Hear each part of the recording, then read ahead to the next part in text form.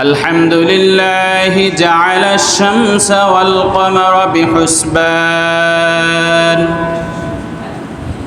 والنجم والشجر يسجدان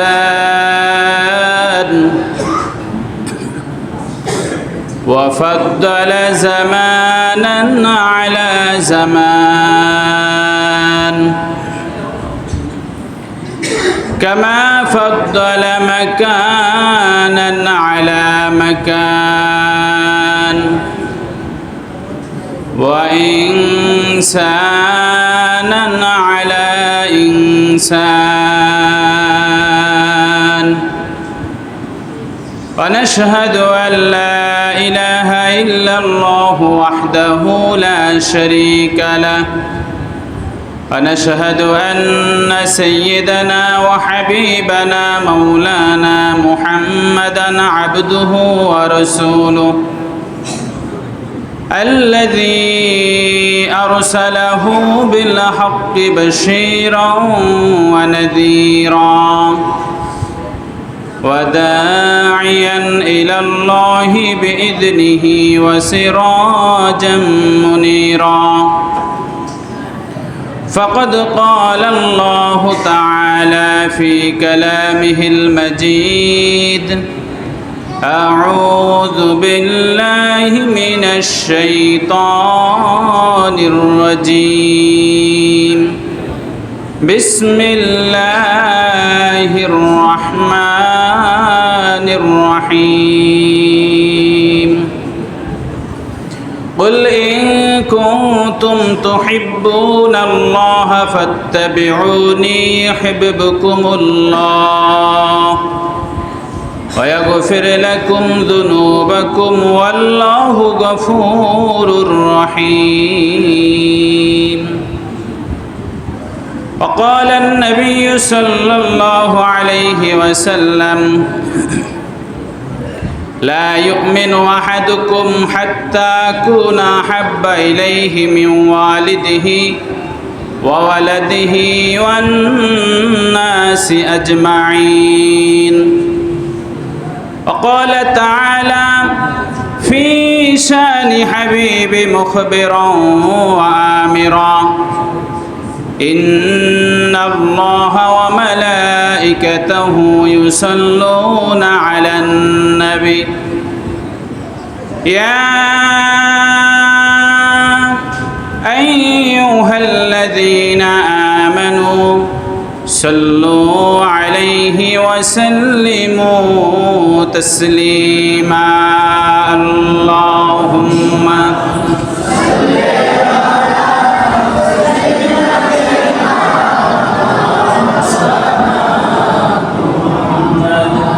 وعلى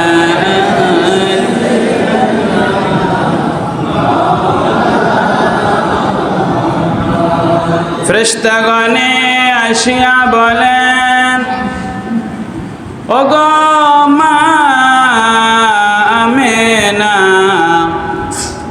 তোমার বুকে জন্ম নিলেন বিশ্বনবী মুস্তাফা আল্লাহুম্মা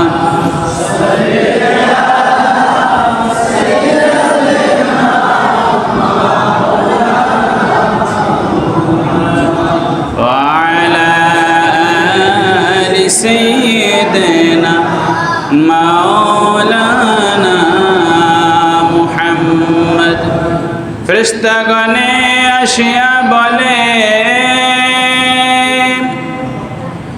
আজকে মোদের খুশির দিন দুনিয়ার বুকে জন্ম নিলেন রহমাতুল লিল আলামিন আল্লাহুম্মা সাল্লি আলা সাইয়্যিদিনা মাওলানা মুহাম্মদ ওয়া আলা আলি সাইয়্যিদিনা মাওলানা মুহাম্মদ বালাগাল উলা بكماله الدجى بجماله حسنت جميع خصاله صلوا عليه وآله नहीं दो जहां में मिसाल मोहम्मद जमाल खुदा है कमाल मोहम्मद बलगल उला बिकमालिही कशफत दुजा बिजमालिही हसनत जमीअ खसालिही सल्लु अलैहि व आलिहि या साहिबल जमल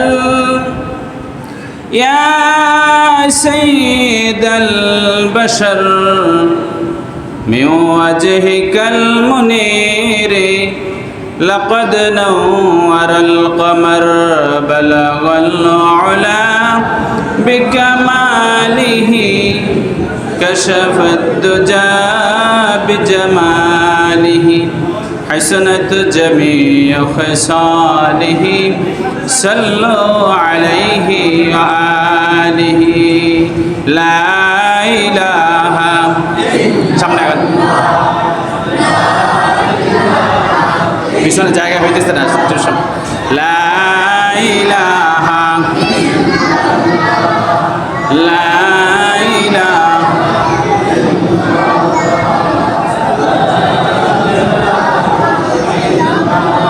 হাসবি রব্বি জাল্লাল্লাহ মা ফি কলবি গায়রুল্লাহ নূর মুহাম্মদ সাল্লাল্লাহ লা ইলাহা লা ইলাহা লা ইলাহা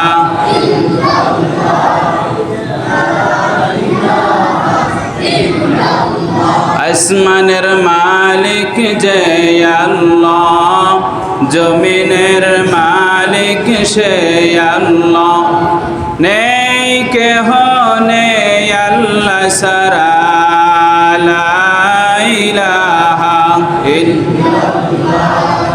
লা ইলাহা ইল্লাল্লাহ লা ইলাহা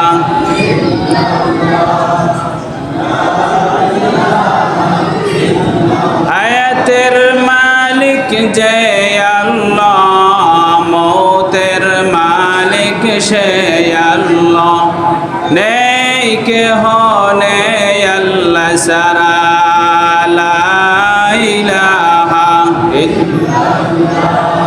লা ইলাহা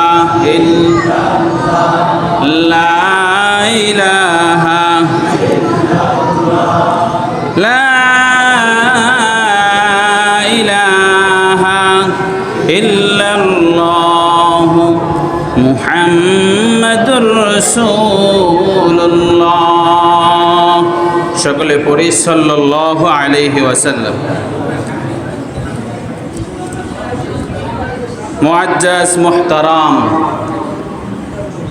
সম্মানিত উলামায়ে কেরাম মুসল্লিয়ানে কেরাম মুরব্বিয়ানে কেরাম যুবক ভাইয়েরা কিশোর ভাইয়েরা ছোট ছোট নিষ্পাপ মাসুম বাচ্চারা পর্দার অন্তরালে মা ও ভগিনীরা মহান রব্বুল আলামিনের দরবারে অসংখ্য অগণিত শুকুর ও সুজুদ যে মহান মনিব রব্বুল আলামিন ঈদ মিলাদুন নবী উপলক্ষে আল্লাহ রসুল সাল্লাল্লাহু আলাইহি ওয়াসাল্লামের মিলাদ সিরাত সুরাত নিয়ে আলোচনার এই আয়োজনে আমাদেরকে আল্লাহ তাআলা দুনিয়ার মধ্যে সর্বোত্তম জায়গা আল্লাহর ঘর মসজিদে আসার তৌফিক দান করেছেন। এজন্য আমরা সকলে মহান মনিবের দরবারে অন্তরের অন্তরস্থল থেকে শুকরিয়া জ্ঞাপন করি, সকলে পড়ি আলহামদুলিল্লাহ। সময় সংক্ষিপ্ত, কিন্তু আলোচনা অনেক বিস্তারিত। যে আলোচনা সংক্ষেপে আলোচনা করে শেষ করা সম্ভব নয়, তারপর অল্প সময়ের মধ্যে আমরা আল্লাহ রসুলের সিরাত সম্পর্কে আলোচনা শুনবো ইনশাআল্লাহ। এর আগে উলামায়ে কেরাম খুব সুন্দর সুন্দর কথা আলোচনা করেছেন আল্লাহ রসুলের সিরাত সম্পর্কে, সুরাত সম্পর্কে, মিলাদ সম্পর্কে। তো এখন এই আলোচনা এবং আয়োজন কেন করা হয়, এবং এই আয়োজন যে করা হয় আল্লাহ রসুলের মিলাদ, সিরাত এবং সুরাত, ঈদ ও মিলাদুন নবীর যে আয়োজন করা হয়, এই আয়োজন থেকে আমরা শুধু আসলাম, আলোচনা শুনলাম, দোয়া মোনাজাত করলাম, তাবারকের যদি ব্যবস্থা থাকে তাবারক গ্রহণ করলাম, এটার নাম সার্থকতা নয়। এটার নাম সার্থকতা বলেন? এই আয়োজন এই জন্যই করা হয় আমরা যাতে আল্লাহ রসুল সাল্লাল্লাহু আলাইহি ওয়াসাল্লামের জীবনী শুনে তার জীবনের আদর্শে আদর্শবান হতে পারি। আল্লাহ তাআলা আমাদেরকে তৌফিক দান করুন, সকলে বলে আমিন।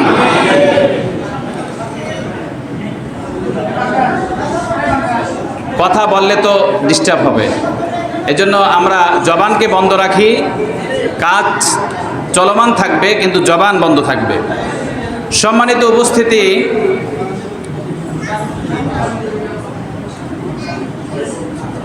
আজ আল্লাহ রাসূল সাল্লাল্লাহু আলাইহি ওয়াসাল্লামের জীবন আদর্শের উপরে আলোচনা। তো এই আয়োজনায় আমরা আলোচনা শুনে যদি আমরা আল্লাহ রাসূলের জীবনী থেকে আমরা কিছু নসিহত গ্রহণ করতে পারি, তাহলে এই আয়োজন কি হবে? সার্থক হবে। এই আয়োজন কি হবে বলেন? এবং ঈদ ও মিলাদুন নবীর আলোচনা আমাদের শুধু এই রবিউল আউয়াল মাসেই নয়, এই আলোচনা আমাদের প্রতি সেকেন্ডে সেকেন্ডে, প্রতি মুহূর্তে মুহূর্তে আমাদের এই আলোচনা সবসময় সদা সর্বদা মাথায় রাখা দরকার। কথা বলেন ঠিক কিনা? আমাদের ব্যক্তিগত জীবন, আমাদের পারিবারিক জীবন, আমাদের সামাজিক জীবন, আমাদের রাষ্ট্রীয় জীবন, আন্তর্জাতিক জীবন, এক কথায় আমাদের জীবনের শুরু থেকে শেষ পর্যন্ত আমাদের জীবনটা কিভাবে পরিচালনা করব, এই সব কিছু আল্লাহ রাসূল সাল্লাল্লাহু আলাইহি ওয়াসাল্লাম প্র্যাকটিক্যাল আমাদেরকে শিক্ষা দিয়েছেন। সুবহানাল্লাহ। আল্লাহ তাআলা কোরআন পাঠিয়েছেন থিওরিক্যাল, কোরআন পাঠিয়েছেন কি? থিওরিক্যাল। আর আল্লাহ রাসূল আমাদেরকে শিক্ষা দিয়েছেন প্র্যাকটিক্যাল। এখন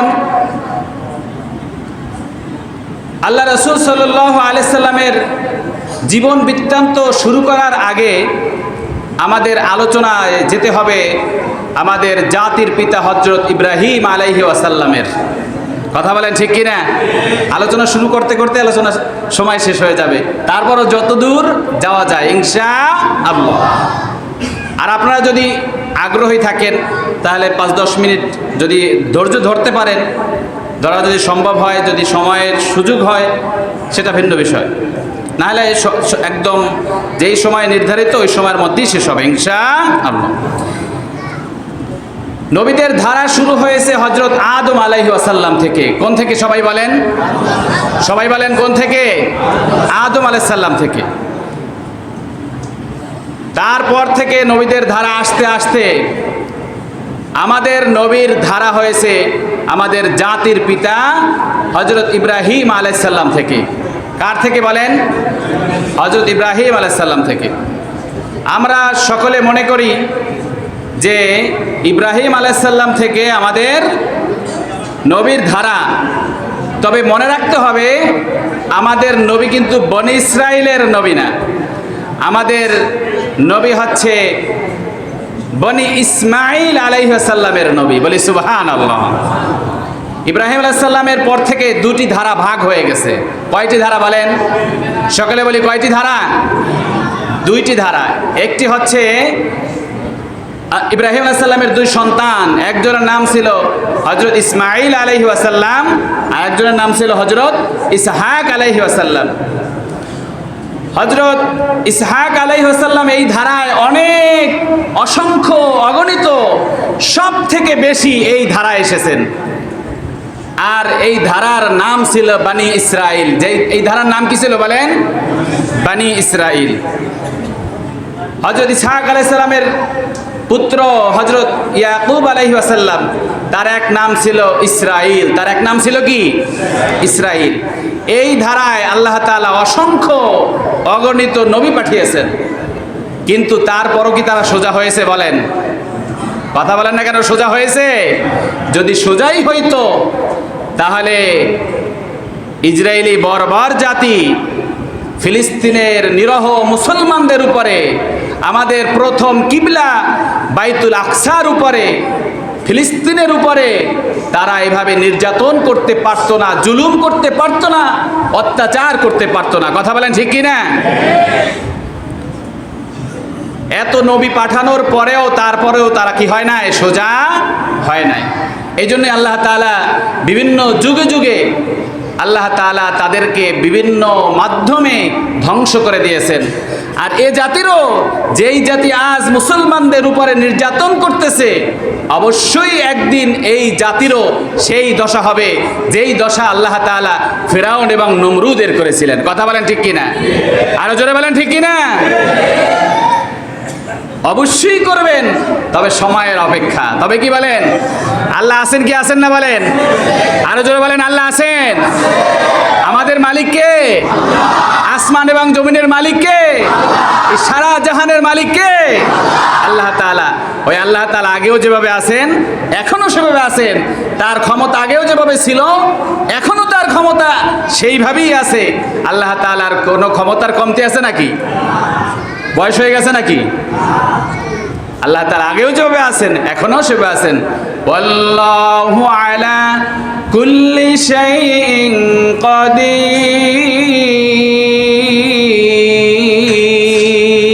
বলি সুবহানাল্লাহ। ইন্নাল্লাহা আলা কুল্লি শাইইন কাদির। বলি আল্লাহু আকবার। নিশ্চয়ই সমস্ত ক্ষমতার অধিকারী হচ্ছেন কে? আল্লাহ তাআলা। সম্মানিত উপস্থিতি, বলতেছিলাম আমাদের নবী আসছেন হযরত ইসমাঈল আলাইহিস সালামের ধারায়, এবং আমরা জানি যে জাতির পিতা হযরত ইব্রাহিম আলাইহিস সালাম, তাকে বলা হয়তো আবুল আম্বিয়া। কি বলা হয়তো বলেন? আবুল আম্বিয়া, আম্বিয়াদের পিতা। এবং মুসলিম, আমরা যে এখন বলতেছি মুসলমান, এই নাম ইব্রাহিম আলাইহিস সালামই আমাদেরকে নামকরণ করেছেন। বলি সুবহানাল্লাহ। আমরা যে মুসলমান বলতেছি, আমাদের জাতি মুসলমান, আমাদের ধর্ম ইসলাম, এই যে আমরা মুসলমান বলে গর্ব করতেছি, এই মুসলমান নামটা দেওয়া হয়েছে, দিয়েছেন আমাদের জাতির পিতা হযরত ইব্রাহিম আলাইহিস সালাম।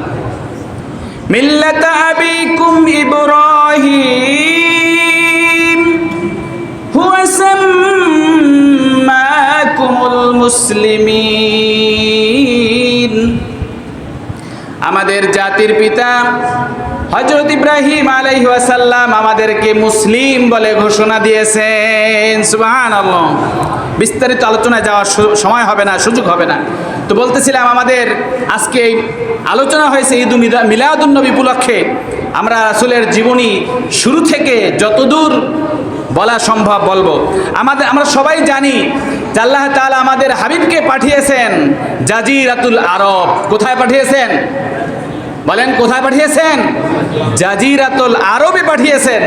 এবং তার বংশের নাম হচ্ছে কুরাইশ বংশ। কি নাম? কি বংশ বলেন? কুরাইশ বংশ। এবং তিনি যে তাকে যে আল্লাহ তাআলা পাঠিয়েছেন কুরাইশ বংশে, তাকে পাঠিয়েছেন হাশিমি গোত্রে। কোন গোত্রে? আর এই হাশিমি গোত্র ছিল হযরত ইসমাঈল আলাইহিস সালামের ধারায় যে গোত্র এসেছে সেই গোত্র। বলি সুবহানাল্লাহ। কথা বুঝে আসছে? আমরা যে মুসলমান, আমাদের ধর্মের নাম কি বলেন? সকলে বলে আমাদের ধর্মের নাম কি? মুসলমান। মুসলমান সকলে কি? ভাই ভাই। ইন্নামাল মুমিনুনা ইখওয়াতুন, মুসলমান মুসলমান সকলে ভাই ভাই। আল্লাহ রাসূল সাল্লাল্লাহু আলাইহি ওয়াসাল্লাম বলেন, আল মুসলিমু আখুল মুসলিম, সকল মুসলমান ভাই ভাই। সে যে বর্ণের হোক, সে যে দলের হোক, সে যেভাবেই হোক না কেন, সকল মুসলমান হচ্ছে ভাই ভাই। সকল মুসলমান কি বলেন? এ কথা আমরা সবাই স্বীকার করি তো? তাহলে মুসলমান মুসলমান দ্বন্দ্ব করা যাবে বলেন? মুসলমান মুসলমান ঝগড়া করা যাবে? আপনার মতানৈক্য থাকতে পারে, কিন্তু দ্বন্দ্ব করা যাবে না। সম্মানিত উপস্থিতি, বলতেছিলাম যে আল্লাহ রাসূল সাল্লাল্লাহু আলাইহি সাল্লামকে আল্লাহ তাআলা হাশিমি গোত্রে পাঠিয়েছেন এবং আল্লাহ তাআলা রবিউল আউয়াল মাসে তাকে আল্লাহ তাআলা দুনিয়ায় পাঠিয়েছেন। সোমবার পাঠিয়েছেন। কিবার পাঠিয়েছেন বলেন? সকলে বলি কিবার পাঠিয়েছেন? সোমবার পাঠিয়েছেন। এই সোমবার যে পাঠিয়েছেন, এখানে কারো কোনো মতানৈক্য নাই। ঐতিহাসিকদের মধ্যে এখানে কারো কোনো মতানৈক্য নাই, কিন্তু রবিউল আউয়াল মাসে যে পাঠিয়েছেন এখানে অনেকের মতানৈক্য রয়েছে। কিন্তু বেশিরভাগ ঐতিহাসিকগণ, ইতিহাসবিদগণ বলেছেন, মত দিয়েছেন যে আল্লাহ রাসূল সাল্লাল্লাহু আলাইহি সাল্লামকে আল্লাহ তাআলা রবিউল আউয়াল মাসেই পাঠিয়েছেন। বলি সুবহানাল্লাহ। দেখুন, আল্লাহ রাসূলকে আল্লাহ তাআলা যে পাঠিয়েছেন, কেন পাঠাইলেন? সকল নবীরা পাঠিয়েছেন, অন্যান্য নবীদেরকে পাঠিয়েছেন গোত্র হিসেবে। কোন হিসেবে বলেন? সকলে বলেন কোন হিসেবে? গোত্রের কাছে পাঠিয়েছেন, স্থান ভিত্তিক পাঠিয়েছেন। কিন্তু আল্লাহ তাআলা আমাদের নবীকে গোত্র ভিত্তিক পাঠান নাই। আমাদের নবীকে কি গোত্র ভিত্তিক পাঠিয়েছেন? সকলে বলেন, কথা বলেন। গোত্র ভিত্তিক পাঠিয়েছেন? স্থান ভিত্তিক পাঠিয়েছেন? স্থান ভিত্তিক পাঠিয়েন নাই।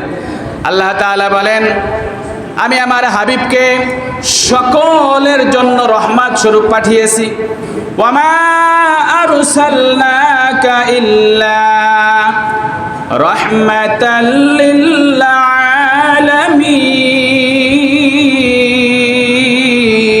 আলামিন। বলি সুবহানাল্লাহ। আল্লাহ তাআলা তার হাবিবকে সকলের জন্য রহমত স্বরূপ করে পাঠিয়েছেন। এখানে আরেকটি প্রশ্ন আছে। আমরা সকলে মনে করি, যারা মুসলমান তারা মনে করি যে আমাদের নবী মনে হয় শুধু মুসলমানদের জন্যই পাঠিয়েছেন। না, আল্লাহ তাআলা তার হাবিবকে শুধু মুসলমানদের জন্য পাঠান নাই, অমুসলিমদের জন্য আদর্শ হিসেবে পাঠিয়েছেন। বলি সুবহানাল্লাহ। আসতে বললে হবে, আরো জোরে বলি না সুবহানাল্লাহ। সুবহানাল্লাহ। আলহামদুলিল্লাহ তাসবিহ পড়লে কি হয় আমাদের জানা আছে না? সুবহানাল্লাহ, আলহামদুলিল্লাহ, আল্লাহু আকবার। এই তাসবিহগুলো পাঠ করলে আসমান এবং জমিনের মধ্যে যে ফাঁকা জায়গা, খালি জায়গাগুলো আছে, আল্লাহ তাআলা নেকি দিয়ে ভরপুর করে দেন। বলি সুবহানাল্লাহ। এবং যত জোরে আপনি তাসবিহগুলো পাঠ করবেন, শয়তান আপনার কাছ থেকে দূরে সরে যাবে। সুবহানাল্লাহ। শয়তান কাছে আসতে পারবে না। কাছে আসতে পারবে? কিন্তু এই তাসবিহগুলো বেশি বেশি পাঠ করলে কি হবে? এই তাসবিহগুলো বেশি বেশি পাঠ করলে মুসলমানদের ঈমানি শক্তি বেড়ে যাবে। বলি সুবহানাল্লাহ। আমরা সবাই ঈমানকে মজবুত করতে চাই না? কথা বলেন, চাই কি না? ঈমানের শক্তি বাড়াইতে চাই না? সব সময় আমাদের দেখেন, ঈমানের শক্তি বাড়ানোর ব্যাপারেও আল্লাহ তাআলা কোরআনের আয়াত নাজিল করেছেন। কি বলেন আল্লাহ তাআলা? আল্লাহ তাআলা বলেন, ইন্নামাল মুমিনুনা আল্লাযীনা ইযা যুকিরাল্লাহু ওয়াজিলাত কুলুবুহুম ওয়া ইযা তুলিয়াত আলাইহিম আয়াতুহু যাদাতুহু ঈমানা। আল্লাহ তাআলা বলেন, তোমরা যখন কোরআনের কথাগুলো শোনো, হাদিসের কথাগুলো শোনো, আয়াতগুলো যখন তোমাদের সামনে পাঠ করা হয়, মুমিনদের সামনে যখন আলোচনা করা হয়, দ্বীনের আলোচনা করা হয়, ইসলামের আলোচনা করা হয়, আল্লাহ রাসূলের সিরাত সুরাত ঈদ মিলাদুন নবীর যখন আলোচনা করা হয়, তখন মুসলমানদের মুমিনদের ঈমান তখন বেড়ে যায়। বলি সুবহানাল্লাহ। তখন মুমিনদের ঈমান কি হয়ে যায়? বেড়ে যায়। কত সুন্দর কথা। এভাবে যখন আল্লাহ রাসূল সাল্লাল্লাহু আলাইহি ওয়াসাল্লাম আলোচনা করতেছিলেন, একবার হযরত ওমর রাদিয়াল্লাহু তাআলা আনহু তাওরাতের কিছু কপি আল্লাহ রাসূলের সামনে নিয়ে আসলেন। যখন নিয়ে আসলেন, আল্লাহ রাসূল দেখার পরে তিনি চিন্তা করলেন, ওমর আবার তাওরাতের দিকে আবার কোনো তার মস্তিষ্ক ঘুরতেছে নাকি, মুখটা একটু তার মলিন হলো। পাশে আল্লাহ রাসূলের এক সাহাবী, তিনি ওমর রাদিয়াল্লাহু তাআলা আনহুকে বললেন যে, হে ওমর, তুমি যে তাওরাতের কপি দিয়েছো, তুমি কি আল্লাহ রাসূলের চেহারার দিকে তাকিয়েছো? ওমর রাদিয়াল্লাহু তাআলা আনহু আল্লাহ রাসূল সাল্লাল্লাহু আলাইহি ওয়াসাল্লামের চেহারার দিকে তাকিয়ে দেখলেন যে আল্লাহ রাসূলের চেহারা যখন একটু মলিন হতো, তখন তার চেহারা লাল বর্ণ হয়ে যেত। বলি সুবহানাল্লাহ। যখন তিনি এই অবস্থা দেখলেন, তিনি এমনিতেই নিয়ে আসছিলেন, যখন তিনি এই অবস্থা দেখলেন, তখন ওমর রাদিয়াল্লাহু তাআলা সাহাবীদের কত বুদ্ধি, কত জ্ঞান, গরিমা, বলতে শুরু করলেন, রাদিতু বিল্লাহি রাব্বান ওয়া বিল ইসলামি দীনান ওয়া বি মুহাম্মাদিন সাল্লাল্লাহু আলাইহি ওয়াসাল্লাম নাবিয়্যান ওয়া রাসূলা। বলেন, এই আমলটা করেন না আপনারা অনেকে? বলেন, রাদিতু বিল্লাহি রাব্বান ওয়া বিল ইসলামি দীনান ওয়া বি মুহাম্মাদিন সাল্লাল্লাহু আলাইহি ওয়াসাল্লাম নাবিয়্যান ওয়া রাসূলা। এই দোয়া বারবার পড়তেছিলেন। আমরা তো সকাল সন্ধ্যা অনেকে আমল করি, এটা করি না অনেকে? তো এই কথা যখন বারবার পড়তেছিলেন, তখন আল্লাহ রাসূল একটু শান্ত হলেন। তো যখন দেখলেন শান্ত হয়েছেন, তিনি ওমর রাদিয়াল্লাহু তাআলা আনহু এর দ্বারা বুঝাইতে চাইলেন, ইয়া রাসূলুল্লাহ, আমি আল্লাহকে রব্বে খুশি, রাদিতু বিল্লাহি রাব্বান ওয়া বিল ইসলামি দীনান, এবং ইসলামকে আমি দিন পেয়ে খুশি, আর আপনাকে নবী পেয়ে আমি খুশি। বলি সুবহানাল্লাহ, যে আমি আপনাকে নবী পেয়ে খুশি। এরপরে ওমর রাদিয়াল্লাহু তাআলা আনহু সহ সাহাবীরা যখন বসা, আল্লাহ রাসূল সাল্লাল্লাহু আলাইহি ওয়াসাল্লাম বললেন, হে সাহাবীরা, তোমরা কি জানো? কিছু সাহাবীরা একটু কানি করতেছিল যে হযরত আদম আলাইহিস সালাম আল্লাহর নবী, আদম সফিউল্লাহ, মূসা কালিমুল্লাহ, এই ঘটনা আমরা সকলে শুনেছি, জানি।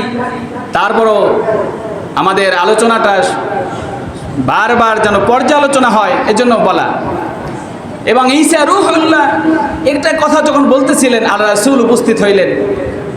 যখন শুনলেন, তখন সাহাবীরা আসলেন, চুপ হয়ে গেলেন। আল্লাহ রাসূল বলতেছেন, আমি যা জানি তোমরা তা জানো না, আমি যা শুনি তোমরা তা শোনো না, আমি যা দেখি তোমরা তা দেখো না, তোমরা যা বলতেছিলে আমি সব জানি, তোমরা যা বলতেছিলে আমি সব জানি। আল্লাহ রাসূল সাহাবীদেরকে বলতেছিলেন যে, তোমরা শোনো, আদম আলাইহিস সালাম আল্লাহর নবী, এ কথা সত্য। মূসা কালিমুল্লাহ, আল্লাহর নবী, আল্লাহ, এ কথা সত্য। ইব্রাহিম খলিলুল্লাহ, আল্লাহর নবী, এ কথা সত্য। ঈসা রূহুল্লাহ, আল্লাহর নবী, এ কথাও সত্য। সব সত্য, কিন্তু জেনে রেখো, কিয়ামতের দিন আল্লাহ তাআলা আমাকে সুপারিশ করার জন্য দায়িত্ব দিবেন। বলি সুবহানাল্লাহ। এবং বলতেছিলেন, হে সাহাবীরা, তোমরা জেনে রাখো, আমি হচ্ছি তোমাদের ভাগের নবী, আর তোমরা হচ্ছ আমার ভাগের উম্মত। সুবহানাল্লাহ বললেন না? আমরা আল্লাহ রাসূলের ভাগের উম্মত হয়ে খুশি না বেজার? আরো জোরে বলেন, খুশি না বেজার? খুশির সাথে সকলে বলি আলহামদুলিল্লাহ। যদি বুঝতেন যে আমরা কতটা দামি, তাহলে চিৎকার করে বলতেন আলহামদুলিল্লাহ। কেন? এই নবীর উম্মত হওয়ার জন্য সকল নবীরা দরখাস্ত করেছেন। কি করেছেন? কথা বন্ধ হবে, আলোচনার দিকে মনোযোগ হবে। খেয়াল করি সকলে। সম্মানিত উপস্থিতি, এই নবীর উম্মত হওয়ার জন্য সকল নবীরা পর্যন্ত দরখাস্ত করেছেন। কি দরখাস্ত করেছেন না? আল্লাহ তাআলা একজন নবীর দোয়া কবুল করেছেন, তার নাম কি? হযরত ঈসা আলাইহিস সালাম। তিনি আমাদের এই নবীর উম্মত হয়ে আসবেন এবং এই নবীর সিলসিলা অনুযায়ী তিনি চলবেন এবং তার মৃত্যুর পরে আবার আমাদের নবীর পাশে যারা মক্কা মদিনা গিয়েছেন তারা দেখেছেন যে এই নবীর পাশে একটা জায়গা ফাঁকা রাখা হয়েছে, সেই জায়গায় ঈসা আলাইহিস সালামের দাফন হবে এবং তার পাশে তাকে রাখা হবে। বলি সুবহানাল্লাহ। সেখানেই তিনি শায়িত থাকবেন, শায়িত হবেন। তো বলতেছিলাম যে আমরা তাহলে কতটা দামি, যেই নবীর উম্মত হওয়ার জন্য নবীরা পর্যন্ত দরখাস্ত করেছেন, আর আমরা বিনা দরখাস্তে না চাইতেই আল্লাহ তাআলা আমাদেরকে সেই নবীর উম্মত করে পাঠাইছেন। বলি সুবহানাল্লাহ। সম্মানিত উপস্থিতি, আলোচনা শেষের দিকে যাইতেছি। একদম সংক্ষেপে বলতে চাই, দেখেন সিরাত সম্পর্কে যদি আলোচনা বছরের পর বছর, যুগের পর যুগ, শতাব্দীর পর শতাব্দীও যদি শেষ হয়ে যায়, আল্লাহ রাসূলের সিরাতের আলোচনা, সুরাতের আলোচনা, মিলাদুন নবীর আলোচনা করে শেষ করা যাবে? বলেন যাবে না। একটা কথা বলে শেষ করতেছি। মা আয়েশা সিদ্দিকা রাদিয়াল্লাহু তাআলা আনহার কাছে সাহাবীরা আসলেন। সকল নবীর যারা পত্নী ছিলেন সকলে আমাদের মা, সকলে আমাদের কি বলেন? আন-নাবিয়্যু আওলা বিল মুমিনিনা মিন আনফুসিহিম ওয়া আজওয়াজুহুম উম্মাতুহুম। এই জন্য আমরা বলি আম্মা জান আয়েশা। কি বলি বলেন? সকলে বলেন আমরা কি বলি? আম্মা জান আয়েশা, আম্মা জান খাদিজাতুল কুবরা, আম্মা জান মাইমুনা। এভাবে নবীদের আমরা আম্মা জান বলি কেন? আল্লাহ কোরআনে আয়াত নাজিল করে জানিয়ে দিয়েছেন, আন-নাবিয়্যু আওলা বিল মুমিনিনা মিন আনফুসিহিম ওয়া আজওয়াজুহুম উম্মাহাতুহুম। সকল নবীদের এবং নবীদের পত্নীগণ তারা উম্মতের জন্য মা। উম্মতের জন্য কি বলেন? উম্মতের জন্য মা। আম্মা জানের কাছে সাহাবীরা এসে জিজ্ঞাসা করলেন, ইয়া রাসূলুল্লাহ, আল্লাহ রাসূলের জিন্দেগি সম্পর্কে আমাদেরকে কিছু নসিহত করেন। যে আল্লাহ রাসূলের জিন্দেগি উপরে আমাদের কিছু নসিহত করেন। মা আয়েশা সিদ্দিকা রাদিয়াল্লাহু তাআলা আনহা বললেন, তোমরা কি কোরআন পড়ো না? তোমরা কি পড়ো না? সকলে বলেন কি পড়ো না? তোমরা কি কোরআন পড়ো না? সাহাবীরা বললেন, আমরা তো কোরআন পড়ি। মা আয়েশা সিদ্দিকা রাদিয়াল্লাহু তাআলা আনহা বললেন, কোরআনে পারা কয়টি বলেন? সকলে বলেন কোরআনে পারা কয়টি? 30টি। সূরা কয়টি? 114টি সূরা। 114টি সূরা, 30টি পারার মধ্যে যতগুলো শব্দ রয়েছে, যতগুলো বাক্য রয়েছে, শব্দ রয়েছে, যতগুলো কথা রয়েছে, কোরআনের মধ্যে যা কিছু আছে সব কিছু আছেন মুহাম্মাদুর রাসূলুল্লাহ। সকলে বলি সাল্লাল্লাহু আলাইহি সাল্লাম। তোমরা কি কোরআন পড়ো না? আল্লাহ রাসূলের জিন্দেগি পুরা গোটা 30 পারা কোরআনের মধ্যে যা আছে সব হচ্ছে আল্লাহ রাসূলের জিন্দেগি। 30 পারা কোরআন যা, আল্লাহ রাসূলের জিন্দেগি হচ্ছে তা। বলি সুবহানাল্লাহ। তোমরা কোরআন পড়বে, কোরআনের মধ্যে যা আছে অনুসরণ করবে, তাহলে কোরআনের মধ্যে যা আছে ওটা আমাদের কি করতে হবে? আমাদের ব্যক্তিগত জীবন। দেখেন, এটা শুধু মুসলমানদের জন্য না, অমুসলিমদের জন্য। যাই হোক, সেদিকে যাওয়ার সময় নেই, অনেক আলোচনা, লম্বা আলোচনা। তো বলতেছিলাম এটা আমাদের কি করতে হবে? ব্যক্তিগত জীবনে আমাদের কি করতে হবে? আল্লাহ রাসূলের জিন্দেগি, সিরাতে, সুরাতে, সুরাত সম্পর্কে বলতে গেলে অনেক কথা। সিরাত সম্পর্কে গোটা কোরআন সব কিছু আল্লাহ তাআলা জানিয়ে দিয়েছেন, থিওরিক্যাল আর প্র্যাকটিক্যাল। বলছিলাম কি বলছিলাম বলেন? সালমান ফার্সির কাছে যখন সালমান ফার্সি ইসলাম গ্রহণ করলেন, অমুসলিমরা বলতেছে যে, ইহুদি খ্রিস্টান যারা বলতেছে, এখানে আরো অনেক কথা রয়েছে। ইব্রাহিম আলাইহিস সালাম থেকে যে ধারা আসছে, এই যে ধারার মধ্যে ইহুদি, খ্রিস্টান এবং মুশরিক সকলেই কিন্তু এই ধারার মধ্যে, সকলেই কি বলেন এই ধারার মধ্যে। কিন্তু যখন কোরআন নাজিল হয়েছে, কোরআন নাজিল হওয়ার পরে ইসলাম আমাদেরকে দেওয়ার পরে বাকিগুলো রহিত হয়ে গেছে। বাকিগুলো কি হয়ে গেছে বলেন? সে আয়াতগুলো এখনো কোরআন আছে কিনা বলেন, আরো জোরে বলেন আছে কিনা। যদি কোরআন যে সত্য কথা আমরা বিশ্বাস করি, কথা বলেন, কোরআন যে সত্য কথা আমরা বিশ্বাস করি, আল্লাহ তাআলা নিজেই জানিয়ে দিয়েছেন, যালিকাল কিতাবু লা রাইবা ফীহি, বলি সুবহানাল্লাহ। যে কোরআনের ভিতরে কোনো সন্দেহ নাই, কোনো ভুল নাই, আল্লাহ তাআলা নিজেই জানিয়ে দিয়েছেন। তাহলে কোরআন যে সত্য এ কথা যদি আমরা বিশ্বাস করে থাকি, কোরআনের মধ্যে সে আয়াতগুলো আজও আছে। কিন্তু যারা অমুসলিম, যারা ইহুদি খ্রিস্টান মুশরিক, তারা এই কথা মানতে চায় না। আমাদের নবীকে আল্লাহ তাআলা যে পাঠিয়েছেন, এটা তাওরাতের মধ্যে ছিল, জাবুরের মধ্যে ছিল, ইনজিলের মধ্যে ছিল, এবং অন্য অন্য ধর্মগ্রন্থের মধ্যেও সে কথা আল্লাহ তাআলা জানিয়ে দিয়েছেন। সুবহানাল্লাহ বলেন না? আরো জোরে বলি না সুবহানাল্লাহ। অমুসলিমদের মধ্যে অনেক পণ্ডিত, তারাও কালেমা পড়ে মুসলমান হয়েছেন কিনা? আরো জোরে বলেন না কেন, হয়েছে কিনা? আমাদের চেয়ে, আমরা যারা এখন ইয়ং জেনারেশন আছি, আমাদের চেয়ে মুরব্বী বাবারা ভালো জানে, ভারতের সবচেয়ে বড় পণ্ডিত যাকে বলা হয় শিবশক্তি মহারাজ, 2 লক্ষ মুশরিক অমুসলিম তাকে ভগবান মনে করত। তিনি সব ধর্মগ্রন্থ যখন পাণ্ডিত্য অর্জন করেছেন, পাণ্ডিত্য অর্জন করার পরে তিনি চিন্তা করলেন, আমার একটা মাত্র ধর্মগ্রন্থ গবেষণা করার বাকি আছে, যার নাম হচ্ছে কোরআন। যার নাম কি বলেন? কোরআন। যাই হোক, সম্মানিত উপস্থিতি, সেই কোরআন যখন তিনি গবেষণা করতে আসলেন, করতে করতে এক পর্যায়ে গভীর রাতে যখন ঘুমের মধ্যে নিমজ্জিত আল্লাহর রাসূল, শুধু তাকে নয়, তাকে, তার স্ত্রীকে এবং তার এক কন্যা, সেও ডক্টর, তাকে সহ একত্রে 3 জনকে কালিমা পড়ে মুসলমান করে দিয়েছেন। বলি সুবহানাল্লাহ। আসতে বলেন, আর জয় বলি না সুবহানাল্লাহ। আল্লাহ তাআলা জানিয়ে দিয়েছেন, ইন্নাদ-দীনা ইনদাল্লাহিল ইসলাম। আল্লাহ তাআলার মনোনীত ধর্ম কি বলেন? ইসলাম। আল্লাহ তাআলা এই ইসলামের উপরে আমাদের ব্যক্তিগত জীবন, আমাদের পারিবারিক জীবন, স্বামী স্ত্রীর মধ্যে আল্লাহ রাসূল একটা কথা, আমার একটু সময় দিবেন? হ্যাঁ, একটু সময় দিবেন?